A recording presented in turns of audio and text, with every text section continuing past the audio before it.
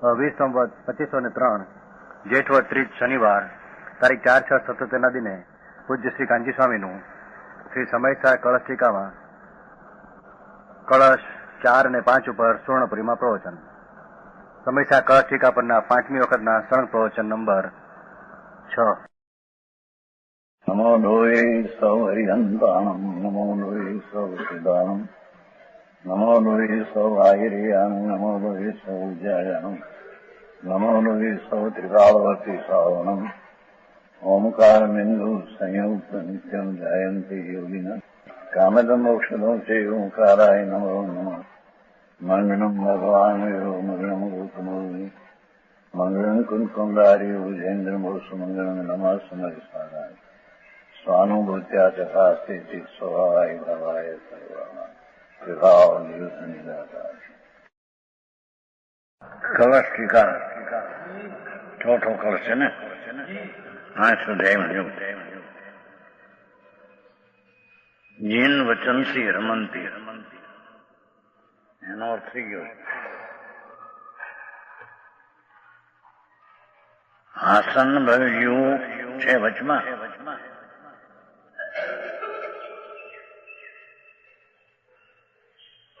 જેને સંસાર તદ્દન અંતનો ભાવ છે એવા નજીક જીવો આસન ભવ્યું.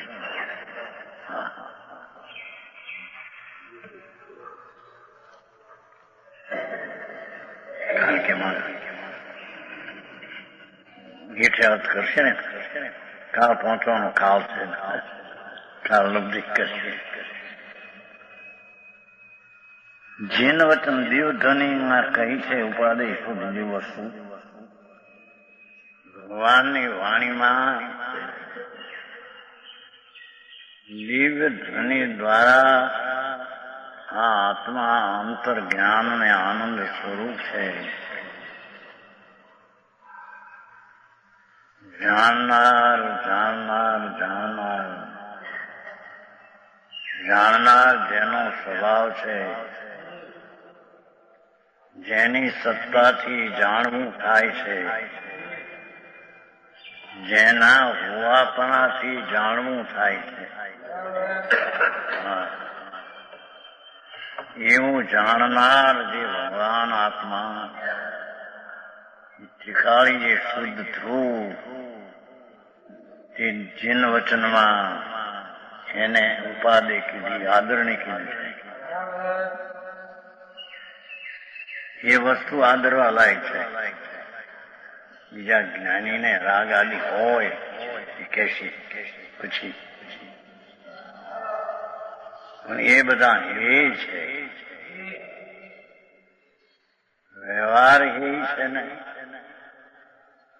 દેવગુરુ ધર્મ શ્રદ્ધાનો રાગ, પંચમહાવર્તના પરિણામ, શાસ્ત્ર સંબંધી પરલક્ષી જ્ઞાનનો વિકલ્પ, એ બધા પણ એ છે.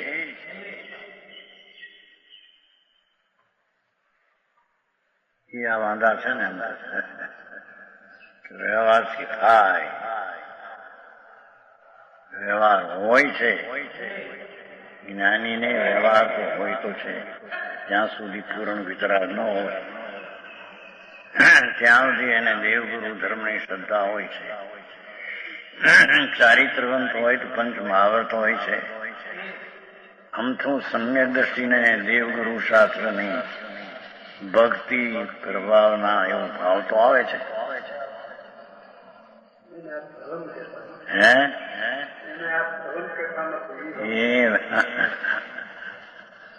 ખાલી આવ્યું છે ને ઓલા ટ્રેન દર્શનમાં ચૈતન્ય ભાઈએ લખ્યું ને જગનમોહનલાલજી, વ્યવહાર એ છે. ઘણું લખાણ લખ્યું છે, જો કે છેલ્લે થોડુંક એવું લખ્યું એ લક્ષમાં ન લીધું એને, એટલે એવી રીતે લીધું છે કે પૈસા બોલાવે છે. એમ કે હોંદગઢ માંથી પૈસા આપ્યા એમને, એથી આ વ્યવહારને એ તરીકે કહે છે.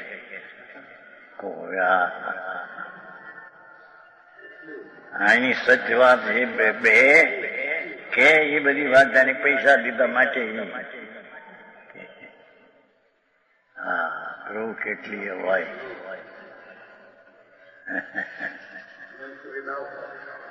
એ જૈન દર્શનમાં આવ્યા કરાય. અહીંયા તો જીન વચનમાં નિશ્ચય ને વ્યવહાર બે નહીં તો છે, નથી એમ નહીં. પછી કે છે વ્યવહાર તો ઠેઠ બધી હોય છે,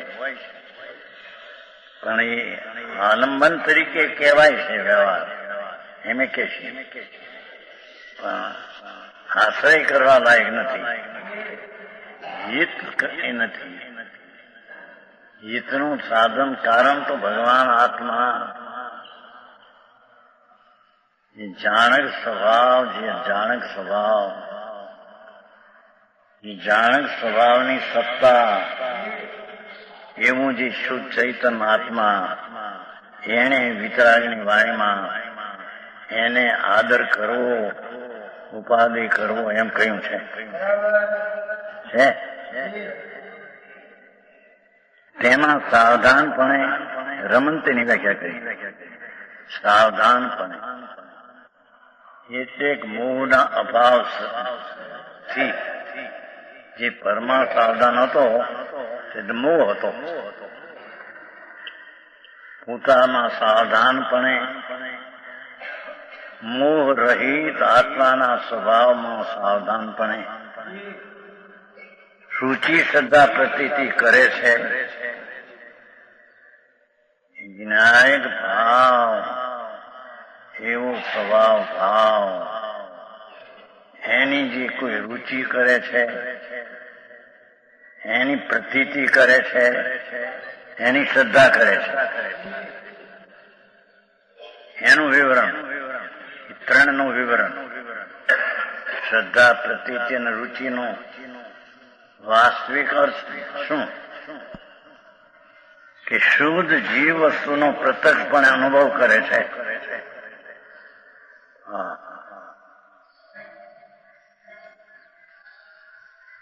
અંદર જે શુદ્ધ જીવ, ટીકાળી જીવ વસ્તુ, એનો પ્રત્યક્ષપણે, એટલે કે મનને રાગના અવલંબન વિના સીધો આત્માનો પ્રત્યક્ષ અનુભવ આત્માના આનંદનો કરે છે. એનું નામ જીવને ઉપાધિ કહેવામાં આવ્યો છે. હા, આવી વાત.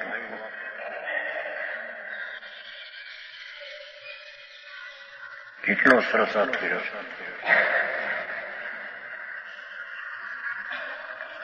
તેનું નામ રુચિ, શ્રદ્ધા અને પ્રતીતિ છે. એકલી શ્રદ્ધા કરે કે આ આત્મા છે, એની રુચિ કરે પ્રતીતિ, પણ એનો અર્થ એ જાણક સ્વભાવ એવું તત્વ ચૈતન્ય, એને પ્રત્યક્ષ સ્વસ્વવેદન જ્ઞાન દ્વારા વેદન એને પ્રત્યક્ષ કહેવામાં આવે છે. એટલે ઝીણું, બહુ ઝીણું. એની પહેલી ઓળખાણ તો કરવી પડશે ને.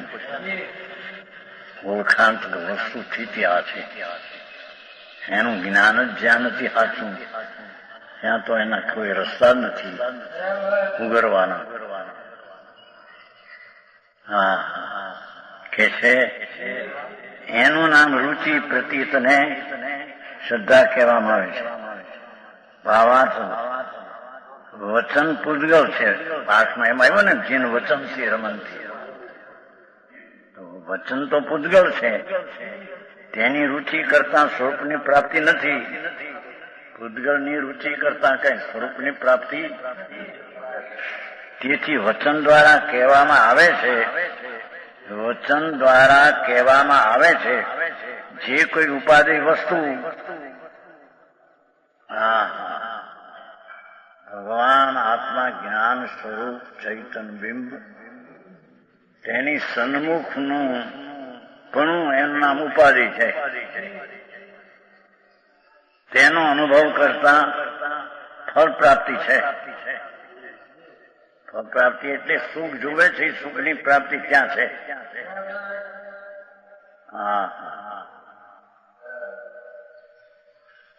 પુણ્ય પાપના ભાવને અનુભવતા દુઃખની પ્રાપ્તિ છે.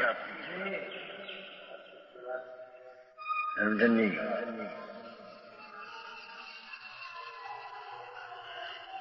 આત્મા જ્ઞાન આનંદ જ્ઞાન સ્વરૂપ પૂર્ણ નિત્ય એનો અનુભવ કરતા સુખની પ્રાપ્તિ છે. અને જીવોનું ધ્યેય પણ સુખની પ્રાપ્તિ છે.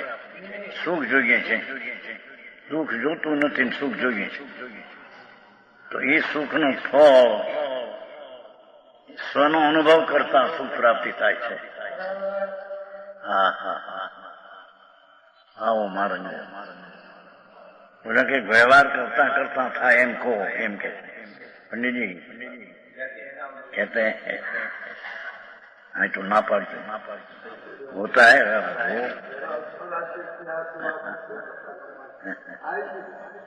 पर आश्रित व्यवहार આગળ કહેશે. 5માં ખૂબ કહેશે. 5મા વર્ષમાં વચન દ્વારા કહેવામાં ઉપાધિ અનુભવ કરતા ફળ પ્રાપ્તિ. કેવું જીન વચન? ઉભય નહીં વિરોધ ગુણસીની. બે પક્ષપાતનો પરસ્પર વૈભાવ છે. બે માં વિરોધ છે. એક નહીં કે છે કે નિત્ય છે આત્મા, એક નહીં કે છે કે અનિત્ય છે, એક કે છે કે શુદ્ધ છે, એક નહીં કે પર્યામાં અશુદ્ધ છે, એક કહે છે કે અભેદ છે, બીજી કહે કે ભેદ છે, એક કહે છે કે એક છે, બીજી નહીં કહે છે કે અનેક છે. સમજાણું? એક સત્વને દ્રવ્યાર્થિક નહીં દ્રવ્યરૂપ, તે જ સત્વને પર્યાર્થિક નહીં પર્યાયરૂપ કહે છે. વસ્તુ તો એની છે, એને ત્રિકાળીની અપેક્ષા એ દ્રવ્યરૂપ કહે છે અને વર્તમાન દશાની અપેક્ષા એ પર્યાયરૂપ કહે છે. બે તો વિરોધ થયો. જે નહીં દ્રવ્યને કહે છે એનાથી જે નહીં પર્યાયને કહે છે વિરોધ થયો. વિરોધ ધૂમથી. તેથી પરસ્પર વિરોધ છે તેનું મિટનશીલ છે. કોણ? જીન વાણી, જીન વચન. જીન વચન તેનો વિરોધ મટાડવાના સ્વભાવ વાળું છે. કારણ કે અપેક્ષાથી કહે છે. ત્રિકાળ છે તેને દ્રવ્ય કહે અને વર્તમાનને પર્યાય કહે, બે અપેક્ષાથી કહે છે. એ સાદવાદ અનેકાંત એનું સ્વરૂપ છે એવું જીન વચન કહે છે. એ જીન વચન વિરોધનું મિટનશીલ, જોયું, મટાડવાના સ્વભાવ વાળું જીન વચન છે એમ કે છે. હા હા એટલે દ્રવ્ય દ્રષ્ટિએ પોતે ત્રિકાળી છે, પર્યાય દ્રષ્ટિએ વર્તમાન પર્યાય છે. એ જીન વચન સાત ત્રિકાળની અપેક્ષા, નિત્યને વર્તમાનની અપેક્ષા પર્યાય, એમ જીન વચન વિરોધનો મટાડશીલ છે. વિરોધને મટાડવાના સ્વભાવવાળી જીનવાણી છે. હા હા જાણું છે ને અમે છે કે નહીં?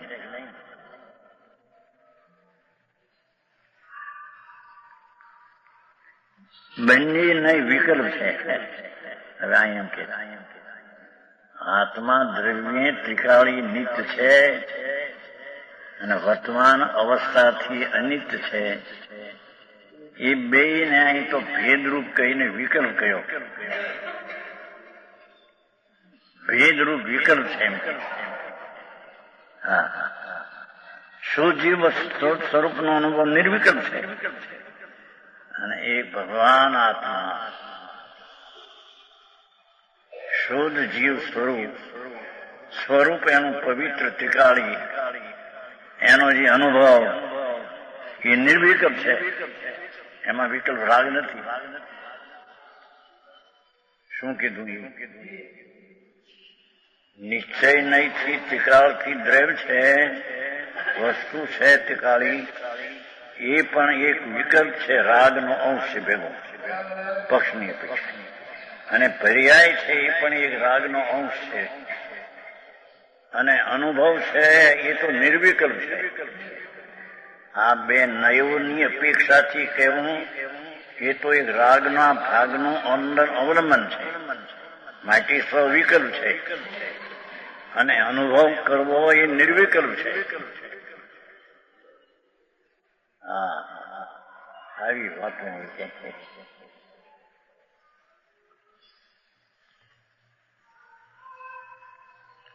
તેથી શુદ્ધ જીવ વસ્તુનો અનુભવ થતા બંને નહીં વિકલ્પ જૂઠા છે. એટલે દ્રવ્ય નિત્ય છે એ જૂઠું છે એમ નહીં, પર્યાય અનિત છે જૂઠું, પણ એનો જે વિકલ્પ છે ભેદ પાડીને વિકલ્પ વિચારે છે એ વિકલ્પ છે જૂઠો છે. સમજાણું કાંઈ? અનુભવ તો ત્રિકાળી નો થાય છે, અને થાય છે પર્યાયમાં અનુભવ. ત્રિકાળી દ્રવ્ય એનો અનુભવ થાય પર્યાયમાં, એ પર્યાય પોતે નિર્વિકલ્પ છે. તો અનુભવ નિર્વિકલ્પ છે. આવું કઠણ જૈન મહારાજ એને કોઈ બીજો હેલો રસ્તો છે, હેલો બીજો કોઈ નારદ તો આ છે, એમાં હેલો કેવો ને કેવો હેલો સમજ્યા ને? અમારે હેલો તો રાખ ને હેલ કે છે.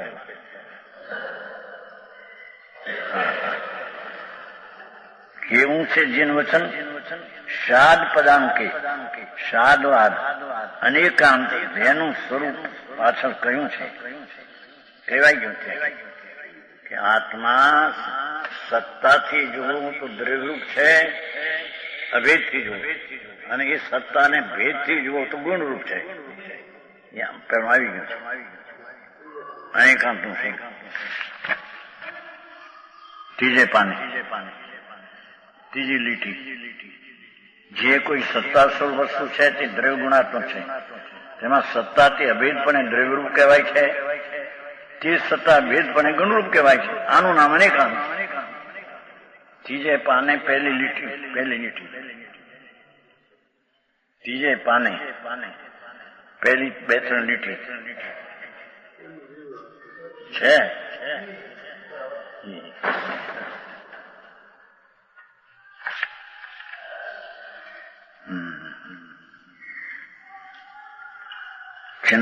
ભાવાર્થ જે કોઈ વસ્તુ માત્ર છે તે તો નિર્ભેદ છે.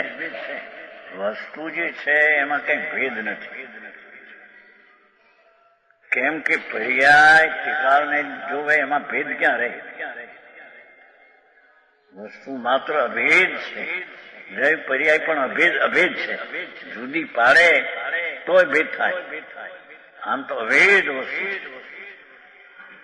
તે વસ્તુ માત્ર વચન દ્વારા કહેતા જે કોઈ વચન બોલાય છે તે જ પક્ષરૂપ છે. કથનમાં આવે કે હું દ્રવ્ય છું, એ પણ એક પક્ષ થઈ ગયો, વિકલ્પ. પર્યાય છું, એવો પણ એક રાગ વિકલ્પ થયો. અહીં સુધીના પક્ષને પણ રાગ કહે છે. રાગ કોને કેવો એની વ્યાખ્યા કઠણ. આ બાયડી છોકરા કુટુંબ ધંધા ઉપર રાગ એ તો કઈ અશુભ રાગની વાત છે. અહીંયા તો આત્મા દ્રવ્ય છે, વસ્તુ છે, એવી એક વિકલ્પની વૃત્તિ ઉઠે છે, એ પણ એક રાગ છે. કારણ કે વસ્તુ જ્ઞાન સ્વરૂપ ને આનંદ સ્વરૂપ છે, એમાં વૃત્તિનું ઉત્થાન એના સ્વરૂપમાં છે નહીં. ઉત્થાન એટલે ઉત્પન્ન થવું. દ્રવ્ય છું, પર્યાય છું, એવો જે વિકલ્પ છે એ કઈ વસ્તુના સ્વરૂપમાં નથી. વસ્તુને બોલાય તે પસરૂપ છે. કેવા છે આસન ભાઈ? સ્વયં વાંત મોહા. સહજપણે, સ્વયં એટલે સહજપણે, વાંત એટલે વમી નાખ્યું છે, મિથ્યાત વિપરીત પણ એવી ભાષા લીધી છે. વેમી નાખ્યું. જેમ માણસ વેમી નાખે એ ફરીને ન લે, કૂતરા ખાય વમન, એમ જેણે મિથ્યાતને છોડી દીધું છે. ભ્રાંતિ વસ્તુ જે હું અખંડાનંદ કરું છું એવો અનુભવ થતા મિથ્યાતનો નાશ થઈ ગયો છે. એ મિથ્યાતને વેમી નાખ્યું છે. હા હા વેમી કહેવાનો અર્થ કે વમન કર્યું એ એઠ કરીને લે નહીં. હા હા હા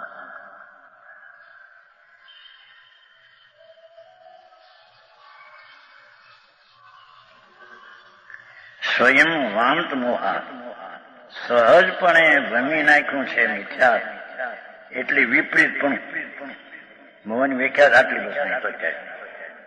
તદ્દન રાગ દ્વેષનો નાશ એમ નહીં, મિથ્યાતનો નાશ.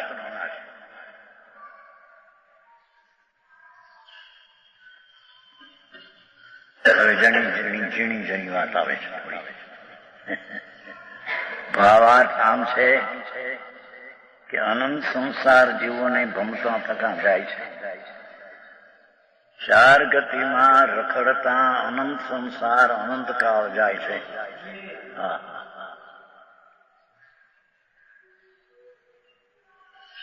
આ ભાવ એ પેલા ભાવ, એ પેલા ભાવ, એ પેલા ભાવ, એ પેલા ભાવ, એમ ભાવની રાશ આમ અનંત થઈ ગઈ.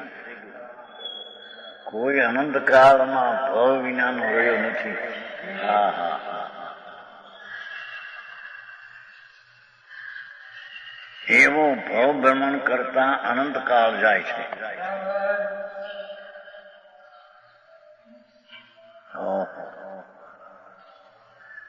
નરક ને નિરોધ, કૂતરા ને કાગડા ને કીડીયું ને, હા હા એવા એવા પરિભ્રમણ ભાવ કરતા તો અનંત કાળ જાય છે. અનંત કાળ ગયો પરિભ્રમણ કરતા કે છે. અનંત સંસાર જીવોને ભમતા થતા જાય છે.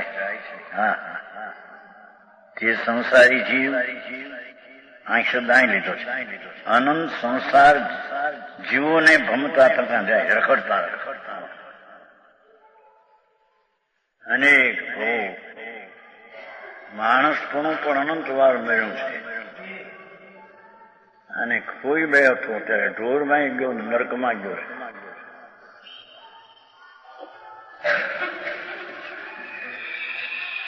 અનંત સંસાર જીવોને ભમતા જાય છે, રખડતા જાય છે. હા હા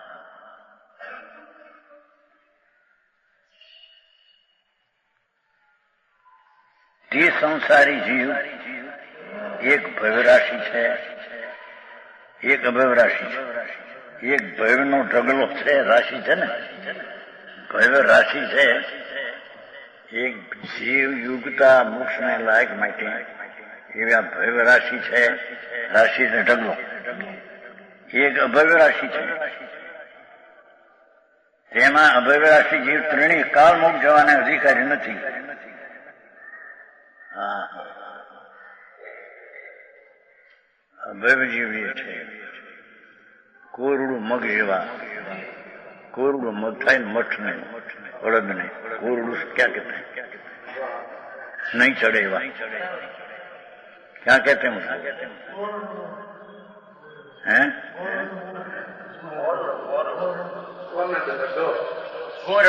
કોરડું. આ મગ મઠ ન ચડે એવા હોય છે ને અંદર, એને ખબર નથી.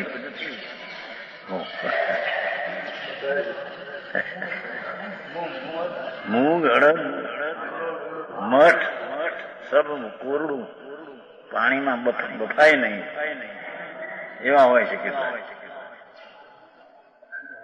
થોડા હોય છે, નવા હોય ત્યારે હજી ઘણા ન ચડેવા હોય, પણ એમાં કઈ બધા ન ચડેવા ન હોય. જૂના થાય ત્યાર પછી કેટલા બહુ થોડા રે. કોરડું એને કે છે. તમારે શું કીધું? ગોરડું. એવા અભવી જીવો કોરડું મગ જેવા છે કે જેમ જેમ લાખ પાણીમાં નાખો કોરડું મગને બફાય નહીં, ભરડી ભૂકો થાય, ઘંટલે ભૂકો થાય તો બફાય નહીં. એવા અભવી જીવની અનંત રાશિ છે કે જે ચાર ગતિમાં ભરડે ભૂકો થાય, જીર્ણ એવી ક્રિયાકાંડ કરે કે નિગ્રેડ જાય, અને એવી ક્રિયાકાંડ પાપની કરે કે નિગોદનું અંદર ખાતું ન કે જાય, પણ એની કોઈ મુક્તિ થાય નહીં. ત્રણેકા મોક્ષ જવાને અધિકારી નથી. ભવ્ય જીવોમાં હવે ભવ્યના પણ બે પ્રકાર. ભવ્ય એટલે મોક્ષ જવાને લાયક, સમ્યક દર્શન જ્ઞાન ચારિત્રને પ્રાપ્ત થવાને લાયક. એમાં કેટલાક જીવો મોક્ષ જવાને યોગ છે, કેટલાક જીવો તો મુક્તિ થવાને લાયક છે ભવ્યમાં.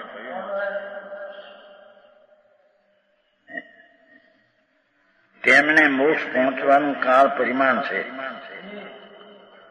આ ઓલા રતનચંદ્ર નથી બેસતું છે, રતનચંદ્ર મુકત્યાર સરામપુર એને કે નહીં, અર્ધપૂર્વ નહીં, અર્ધપૂર્વ નહીં, જયારે કરે ત્યારે અર્ધપૂર્વ કહેવાય એમ કે છે.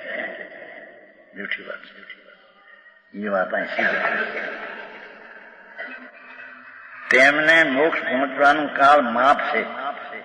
કેટલાક જીવો ભવ્ય જીવો મોક્ષ જવાને લાયક છે, એમાં પણ પહોંચવાનું એનું કાળનું માપ છે.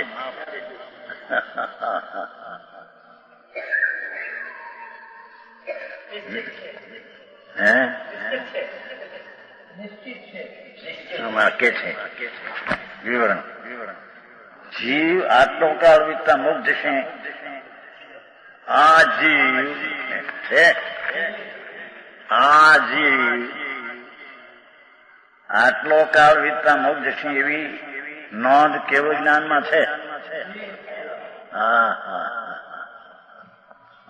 કેવળ જ્ઞાનમાં એની નોંધ છે. માણસ નથી કહેતા કે ભાઈ મારું નામ છે કે નોંધમાં હતા. આ ભવ્ય જીવમાં કેટલાક મોક્ષ જવાને લાયક છે, એનું પણ કાળનું માપ છે. એ કેવળ જ્ઞાનમાં એની નોંધ છે.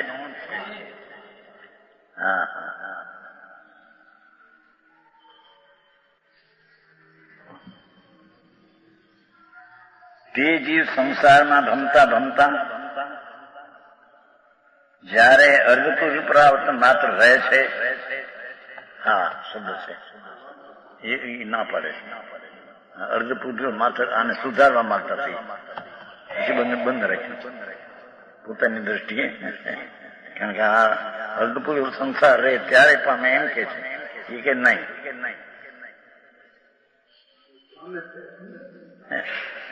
પામે ત્યારે અર્ધપુરુષ થઈ જાય સંસાર એમ કે છે.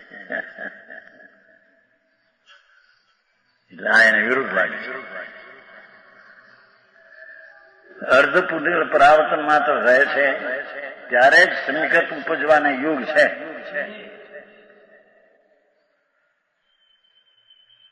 કાળ લબ્ધિનું મુખ્યપણું બતાવ્યું છે અત્યારે, મુખ્યપણું બતાવ્યું.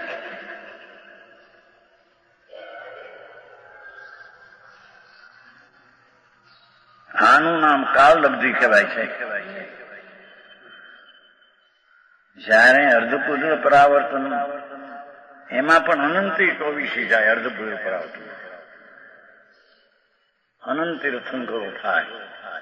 અર્ધપુરુષ પરાવર્તન એ પૂજ્યના અનંતમાં ભાગમાં અનંતી 24 જાય. એવું અર્ધપુરુષ પરાવર્તન કાળનું માપ છે. ત્યારે એ સંકેત પામે, ત્યારે એ સંકેત ઉપજવાને યુગ છે. આનું નામ કાળ લબ્ધિ કહેવાય છે. યદ્યપી સંકેત રૂપ જીવ દરેક પ્રણમે છે, સંકેત રૂપે પ્રણમે છે તો આત્મા પોતે.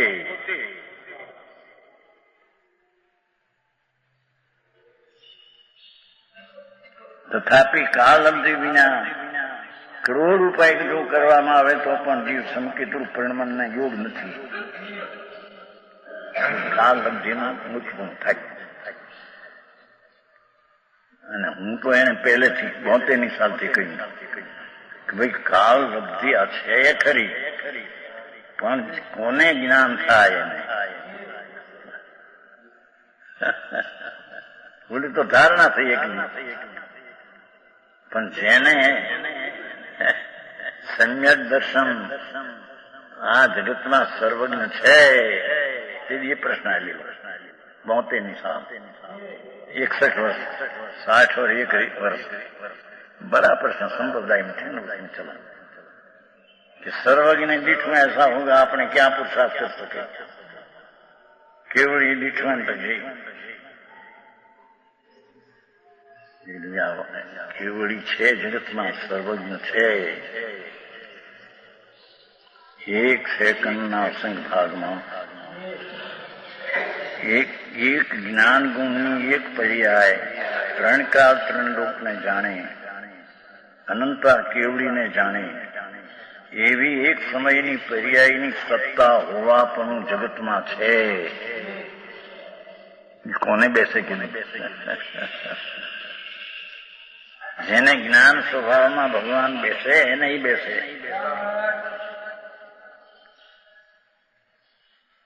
જ્ઞાન સ્વભાવમાં કેવળ જ્ઞાન આવું છે એક સમયનું 3 કાળ 3 લોક. એ તો બધું હલે આપણે સ્તવનમાં બપોરે રાતે સ્તવન કેવળ જ્ઞાનો જ મહિમા. જેનો પર્યાયમાં જ્ઞાનનો સ્વભાવ જ્યાં પૂરણ ખીલી ગયો છે, જેની શક્તિમાં તો પૂરણ કેવલ જ્ઞાન હતું. કેમ કે આત્મા પોતે સર્વજ્ઞ શક્તિ વાળું તત્વ છે. અભવી હોય તો પણ સર્વજ્ઞ શક્તિ વાળું તત્વ છે. અભવીને પણ સર્વજ્ઞ ગુણ પડ્યો છે. હા કહ્યું છું નહીં, 85માં એક જણે ચર્ચા થઈ, મોહનલાલ હતા. એક અભવીને 3 આવરણ હોય, મતિ, શ્રુત અને અવધિ. મન પર્યંત કેવળ 2 આવરણ ન હોય.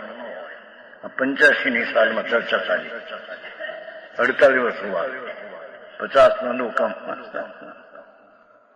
રહેશે નહીં. અભવીને 5 આવરણ છે, મતિ જ્ઞાન આવરણ, સત જ્ઞાન અવધિ, મન કેવળ જ્ઞાન આવરણ છે.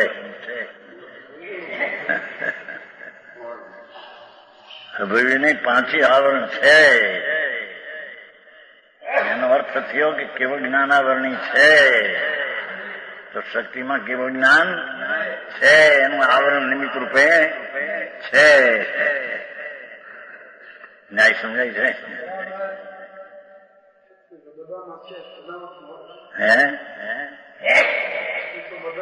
બધામાં છે, પણ બેસે ત્યારે ને. હા હા, જગતમાં સર્વજ્ઞ પર્યાય આ બધા વાંધા ઉઠ્યા છે ને અત્યારે. સર્વજ્ઞ પેલા મહેન્દ્રભાઈ કિશોરી નહોતો માનતા. મહેન્દ્ર પંડિત હતા ને,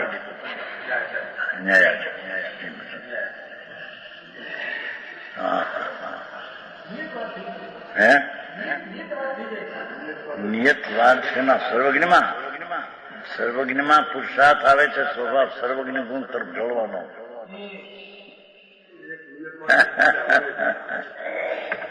આ જગતના સર્વજ્ઞ પરમેશ્વર છે એવી સત્તાનો સ્વીકાર કરવા જ્યાં જાય છે એનો સ્વીકાર કરવા જાય છે. તેથી તો કહ્યું 80 ગાથામાં, જો જાણી અરંત ગુણ પછી અરિહંતની જે પર્યાય કેવળ જ્ઞાન જાણે એ આત્માને જાણે મોહનો નાશ થાય જ. 80 ગાથા એ તો ક્યાંય વાંચ્યું છે ક્યાં? એ તો પર્વત સંસાર તો 78 ના તો 72 વાત. જેને સર્વજ્ઞ પર્યાય જગતમાં છે એવું જેને જ્ઞાનમાં બેસે ભગવાને ભવ ભાડ્યા નથી. એને ભવ હોય નહીં. મોટી ચર્ચા ચાલી 72 61 વર્ષ પહેલે. એમાંથી ને એમાંથી એક હતા.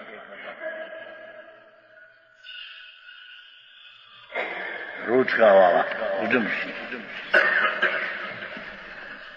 બોટાદમાં રહેતા. પછી તમે મુંડાવી શું કરવા બેઠા છો? તમે કેવું જ્ઞાન દીખ્યો તે અંદર ને અંદર ટકાવવાની. હું તો આંબતો હતો બાપ. હા, જેને આ જ્ઞાન સ્વભાવ તો ત્રિકાળ વસ્તુ પ્રભુ છે એની એક સમયની વર્તમાન દશામાં પર્યાય છે, એનો સ્વભાવ છે જાણવું. એ જાણવું કોને ન જાણે? એ જાણવાની દિશાને હદ ને પરિમિતતા હોય નહીં, મર્યાદા ન હોય, અસીમા. ત્રણ કાળ ત્રણ લોક. અને એમ ન જાણે તો એક આત્મા ત્રિકાળ છે અને એ જાણતો નથી કે આત્મા ત્રિકાળી છે કે નહીં. અનાદિ અનંત પર્યાય અનાદિ. એકને જાણે તો અનંતને જાણે. થઈ ગયું ત્રિકાળી થઈ ગયું અંદર. હા હા. અને જયારે એને ત્યારે કાલરબ્ધિનું જ્ઞાન થાય એમ કહ્યું. આ તો કાલરબ્ધિ ધારણા રૂપે દીધી, પણ કાલરબ્ધિ નું જ્ઞાન ક્યારે થાય? કે અંતર જ્ઞાન સ્વરૂપમાં અનુભવમાં જાય દ્રષ્ટિ, ત્યારે આ કાળે કે ધર્મ થયો એવી કાલરબ્ધિનું જ્ઞાન એને સાચું થાય. પંડિતજી હા હા હા. આ તો 50 વર્ષ પેલાની હોતું. હે રવિશંકર નું એ 84 ની સાલમાં. હા 72 84 એક વાંચન ચાલતું હતું. એમાં દ્રવ્યશંકર હું આવતો 84 ની સાલ. એને કેટલા થયા? 49 84. તો હું આવતે કાળ નિમિત્ત છે પણ એ છે દામનગરમાં 84 હું જાઉં તો રાણપુર. એ પેલા જીવરાજજી ને એ દામોદર શેર બે વાતો કરતા હતા અને જરી ભરમાવા હતો એમ કહીતો. જે કાળે જે થવાનું થાય તે કાળે ચરિત્ર થાય, ફલાણું થાય, બધી વાત છે. પણ થાય એનો શ્રદ્ધા કોને? કે વાતો કરવી છે ને. જે કાળે જે થશે તે થશે, પણ તેનો નિર્ણય કરે કોણ? એનો નિર્ણય જ્ઞાન સ્વભાવ સન્મુખ થયા વિના એનો નિર્ણય સાચો થાય નહીં. ક્રમબદ્ધ નો કહો કે કાલલબ્ધિ નો કહો, દરેક દ્રવ્ય ક્રમબદ્ધ છે. સમય પહેલે જે સમય જે પર્યાય જ્યાં 102 ગાથાનો છે પ્રવચન સાર. જન્મ ક્ષણ 6 દ્રવ્યની પર્યાય ઉત્પત્તિનો કાળ છે. જન્મ ક્ષણ જન્મ ઉત્પત્તિનો તે સમય તે પર્યાય તે કાળે થાય 6 દ્રવ્યમાં. હા હા સમજાણું કાંઈ? હા હા. એવું જે ક્રમબદ્ધ ને જન્મ ક્ષણનો નિર્ણય કરવા જાય ત્યારે એનું લક્ષ્ય પર્યાય ઉપર ન રહે, અંતર દ્રવ્ય સ્વભાવ ઉપર જાય ત્યારે તેને ક્રમબદ્ધનો અને તે ક્ષણે ઉત્પન્ન થવાના કાળનું જ્ઞાન ત્યારે તેને હાથું થાય. પંડિતજી જેની વાત કરે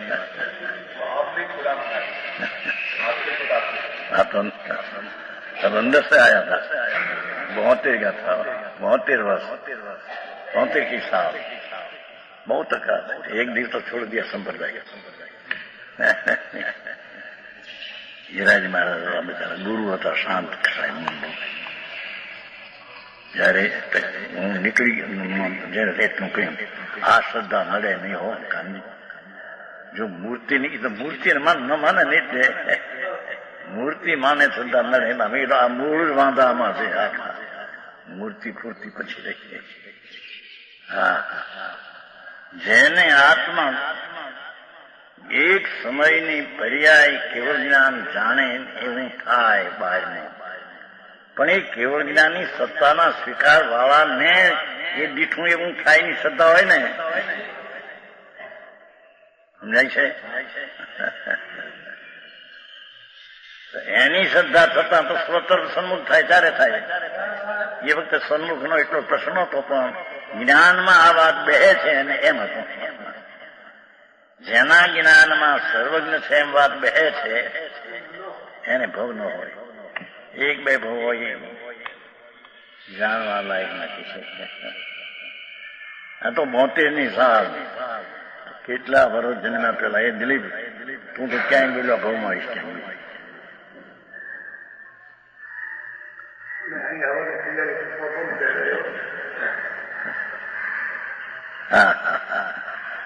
ત્યાં કાળ લબ્ધિની મોટી તકરાર પહેલેથી આવતી 71ની સાલથી કર્મનું ચાલતું. કર્મને લઈને વિકાર થાય, કર્મને લઈને વિકાર થાય, જ્ઞાનાવરણને લઈને જાણતી બીજું કોઈ જૂઠી વાત છે. વિકાર અને અલ્પજ્ઞતાના પરિણામનો પોતાનો કાળ છે, પોતાથી થાય છે. કર્મ તો નિમિત્ત માત્રથી છે. પંડિત હે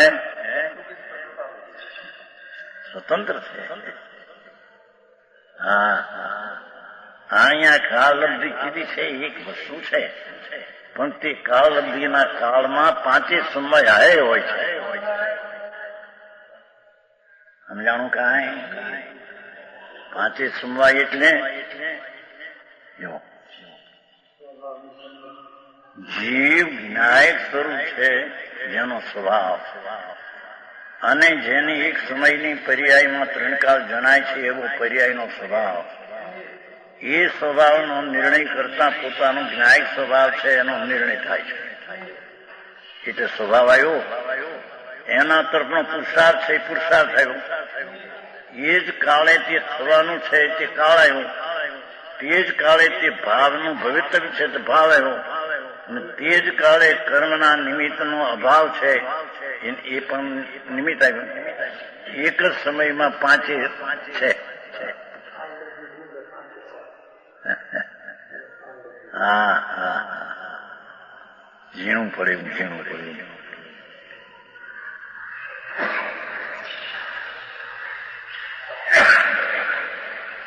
અહીંયા કે છે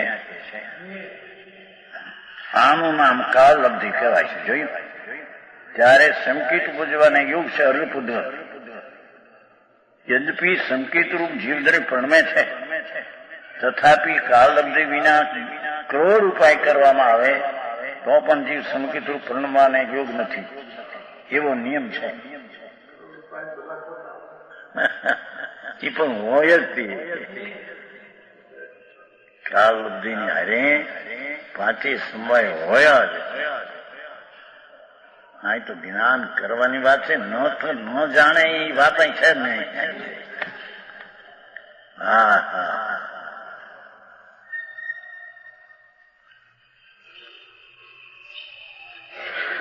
આથી જાણવું કે સંકિત વસ્તુ યત્ન સાજ નથી. પ્રવચન સારમાં જોવું તો જ્યાં ત્યાં પુરુષાર્થ.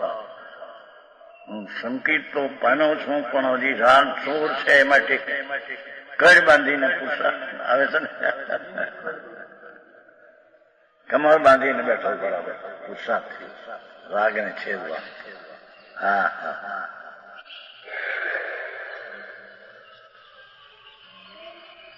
સમજાણું કાંઈ? પુરુષાર્થ પોતા છે. કાલબ્ધિના કાળમાં પુરુષાર્થ તો છે. કાલબ્ધિના મુખ્યતા કરી જાય ટીકાકારે. એ ચોથું થયું. ચોથું કવચ થયું ને. હવે પાંચમું.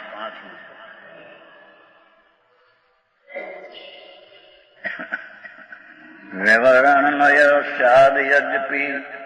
શાદ યદ્યપી પ્રાક પદવ્યમ ઈય નિહિત પદાનામ હંત સંસ્થાલંબ તદપી પરમ અર્થમ ચિત્ત ચમત્કાર માત્રમ પરવિરહિતમ અંતઃ પશ્યતામ નેશ ન એશ કિંચિત.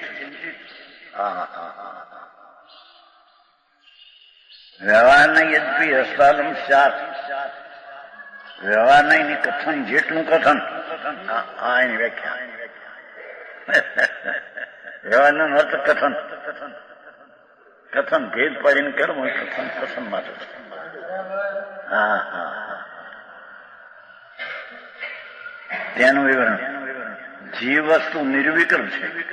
ભગવાન આત્મા તો અખંડ અભેદ ચીજ છે.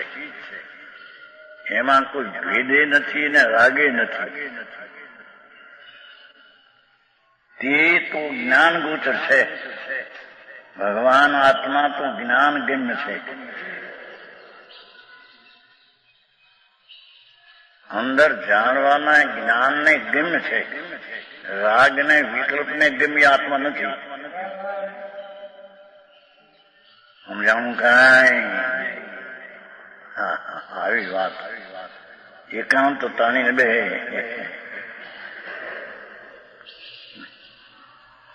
ભગવાને દીઠું થશે.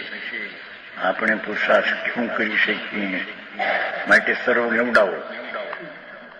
સર્વને છે ને, કારણ કે નિયત થઈ જાય છે એમ કે ઉડાવે છે. બાપુ તને ખબર નથી ભાઈ. હા, સર્વજ્ઞ તો અનંત છે. સિદ્ધ અનંત સર્વજ્ઞ છે. લાખો કેવળીઓ છે. વીસ તીર્થંકરો કેવળી પરમાત્મા બિરાજે છે. અને તેના જ્ઞાનમાં ત્રણ કાળ, ત્રણ લોક,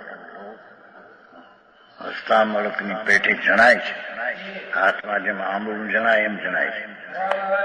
અને જગતની બધી અવસ્થાઓ ક્રમબદ્ધ થાય છે.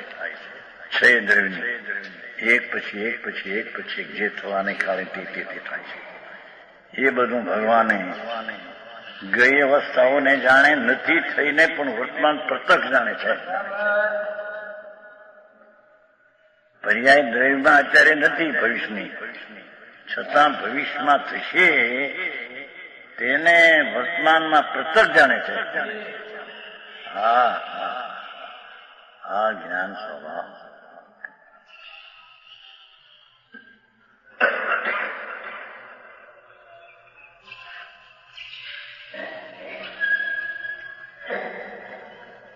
ઋષભદેવ ભગવાન સંકિત સહિત ત્રણ જ્ઞાન સહિત 83 લાખ પર રહ્યા. ચારિત્ર નહોતું. રાગ હતો, વિકાર હતો, સ્ત્રીઓ હતી, રાજપાટ. તીર્થંકર જેવાને સંકિત સહિતમાં 83 લાખ પર ચારિત્ર ન આવ્યું. એટલે કોઈ કઈક સંકિત હોય ને ચારિત્ર આવવું જ જોઈએ તરત. આવે પણ તરત જ આવે એમ નહીં. 83 લાખ તીર્થંકર જેવા 83 લાખ કરો. ભરત ચક્રવર્તીને પણ 77 લાખ પૂર્વ તો ચક્રવર્તી પદમાં ગયા. જ્ઞાનમાં 6 લાખ પૂર્વ પછી ચક્રવર્તી પદમાં ગયા. 77 લાખ અંગરશાસનમાં ચક્રવર્તી પદ સિવાય પછી પામ્યા. હા, ચારિત્ર છે એ તો અંતરમાં સમ્યક દર્શન થયા પછી અંતરમાં જમવટ આનંદમાં રમણ અતિન્દ્રિય આનંદમાં રમણતા એનું નામ ચારિત્ર છે. ચારિત્ર કોઈ આ બાહ્ય ક્રિયાકાંડ ને પંચ મહાવર્ત ને કોઈ ચારિત્ર નથી. હા કે છે ભાન થયું હોય જીવનું સંકિત થયું ક્ષાય સંકિત તો કરોડો અબજો વર્ષ સુધી ચારિત્ર ન હોય. માટે ચારિત્ર ન હોય માટે એને સંકિત ને સમ્યક જ્ઞાન ને સ્વરૂપ આચરણ નથી એમ નથી. સમજાણું કાંઈ એ સ્વરૂપ આચરણ ના પાડે. રતનચંદ સ્વરૂપાચરણ ચોથે નથી ના ખબર છે. અનંતાના મંદિરનો અભાવ થયો એટલો આચરણ સ્વરૂપનું છે. હાઈમાં લખ્યું સિદ્ધાંત પ્રવેશિકા ગોપાલદાસ બરૈયા એમાં ઘણા ઠેકાણ છે. વસ્તુ થઈ છે તેમાં સ્થિરતાનો અંશ અનંતાનો મંદિર ગયો એટલી તો સ્વરૂપની સ્થિરતા છે. એનું ચારિત્ર નામ ન અપાય. ચારિત્ર તો જયારે પંચમ ને છઠ્ઠું ગુણસ્થાન થાય શાંતિની શાંતિ શાંતિ વધી જાય અંદરથી ત્યારે ચારિત્ર નામ અપાય. સ્વરૂપ આચરણ ચારિત્ર તો ચોથે ગુણસ્થાને હોય છે. હા એની ના પાડે છે. શું થાય હું કે છે વગર ઢોરનું હું વગર ભરવાડે શું કે છે નહીં ઢોર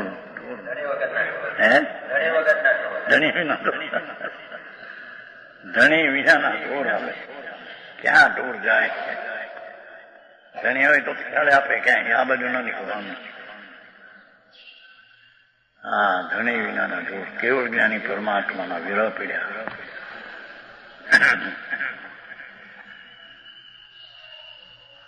એના સત્ય નિર્ણય કોની પાસે કબૂલ કરાવવા? હા એ વાત છે.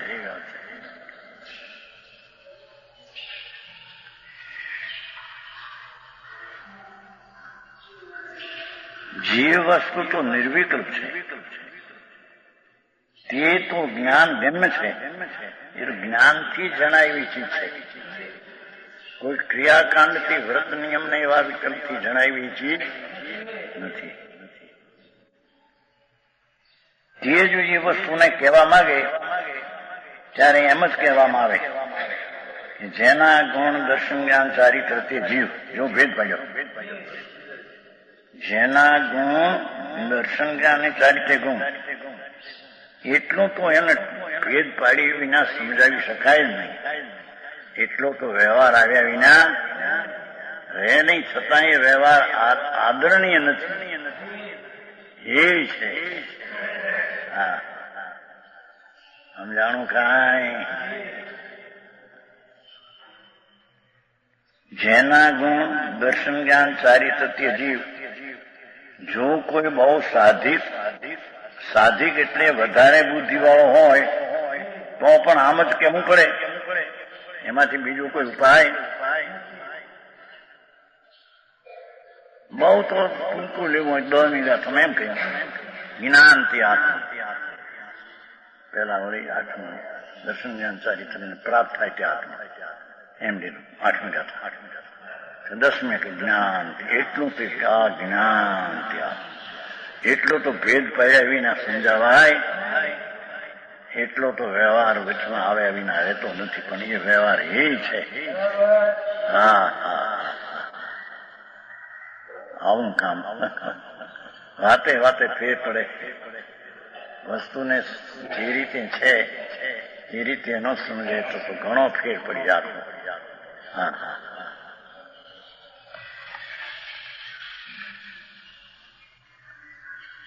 કેમ ભાઈ આટલું કહેવાનું નામ વ્યવહાર છે. શું કહ્યું કે આ આત્મા નિર્વિકલ્પ એકરૂપ વસ્તુ છે. પણ એને ભેદ પાડીને કહેવું કે સમ્યક સંજ્ઞાન ચારિત્ર તે આત્મા છે ને. દર્શન જ્ઞાન સાચે જીવ એટલો ભેદ પાડીને કેવું એના વ્યવહાર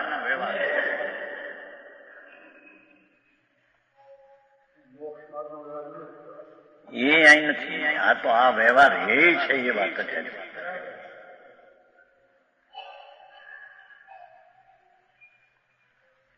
આટલું કે અહીં કોઈ આશંકા કરશે કે વસ્તુ નિર્વિકલ્પ છે, તેમાં વિકલ્પ મુજબ અયુક્ત છે. તેમાં વસ્તુ તો એક રૂપ ન્યાય ઘન ચૈતન ઘન જ્ઞાનનો પિંડ પુંજ પ્રભુ છે. એમાં આવા ભેદ ઉપજાવવા એ તો અયુક્ત છે. વસ્તુ તો નિર્વિકલ્પ ભેદ છે. શંકા કરે તેમાં વિકલ્પ ઉપજાવવા અયુક્ત છે. ત્યાં સમાધાન આમ છે વ્યવહાર નહીં હસ્તાલમ છે. જોયું એનું ફળ છે પુણ્ય અને વિકલ્પ પણ આવ્યા વિના રહેતું નથી. 11મી ગાથામાં કીધું ને કે વ્યવહાર નહીં હસ્તાલમ છે. એમ જૈન વચનમાં ઘણું કહ્યું છે. શુદ્ધ નહીંનું હસ્તાલમ જાણી વ્યવહારનું ઘણું કથન છે, પણ એનું ફળ સંસાર છે. 11મી ગાથા સમય સારેની હવા જયચંદ્રીનો ભાવાર.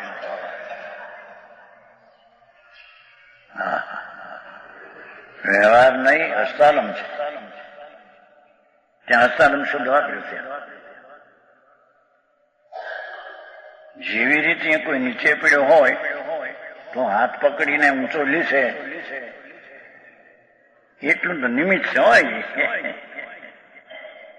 તેવી રીતે ગુણગુણી રૂપ ભેદ કથન જ્ઞાન ઉપજવાનું એક અંગ છે. તદ્દન અજ્ઞાની હોય ને સમજાવવું હોય તો આ વિના કોઈ ઉપાય નથી. જે જ્ઞાન તે આત્મા. 8મી ગાથામાં કહ્યું ને કે આત્મા તો સાંભળનારો આત્મા સાંભળીને ટક ટક જોઈએ છે. ત્યારે ગુરુ અર્થ કરે છે કે દર્શન જ્ઞાન ચારિત્રને હંમેશા પ્રાપ્ત થાય તે આત્મા. એટલો વ્યવહાર કર્યો. દર્શન જ્ઞાન ચારિત્રને પ્રાપ્ત થાય તે આત્મા. એટલો ભેદ સમજાયું. બીજો કોઈ ઉપાય ન હોય. છતાંય ભેદ કથનથી સમજાવ્યું છતાં કેનારને ભેદ અનુસરવા લાયક નથી, ત્યાં સાંભળનારને ભેદ અનુસરવા લાયક નથી. એમ ત્યાં પાઠ છે. 8મી ગાથા. વ્યવહાર આવે ખરો પણ અનુસરવા લાયક નથી. આવું બધું લાંબુ કેટલું સાંભળવું.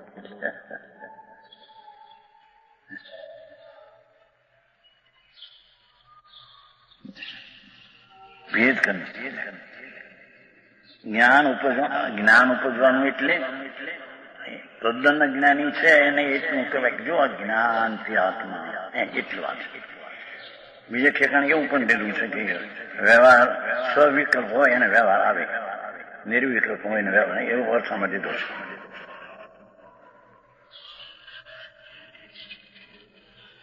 વ્યવહાર નહીં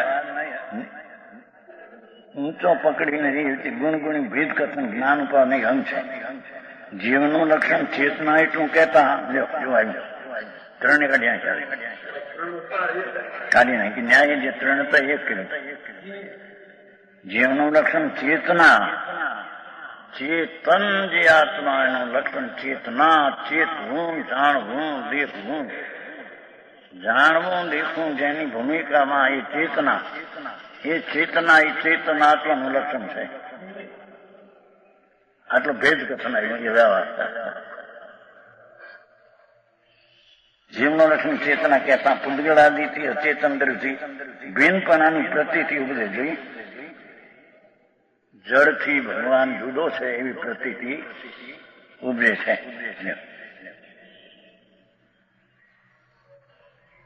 જ્યાં સુધી અનુભવ થાય ત્યાં સુધી ગુણગુણી ભેદ કથન જ્ઞાનનું એક અંગ છે.